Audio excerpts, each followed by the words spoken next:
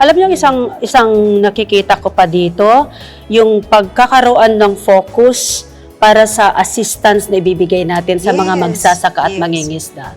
Kasi wag nating kalimutan, ang Cagayan, isa tayo sa may pinakamalaking volume ng mga produkto na pwedeng i-offer sa iba't ibang lugar. Rice, corn, mangga, pineapple, lahat mga na high value na walang products napupuntahan ngayon. Yes. Pero, nagawa na ng solusyon. Yes, may solusyon na tayo doon sa EGAY, di ba?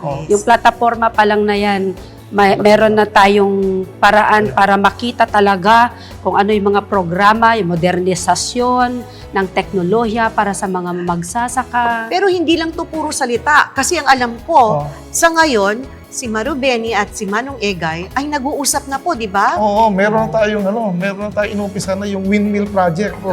Yung elektrisidad, no.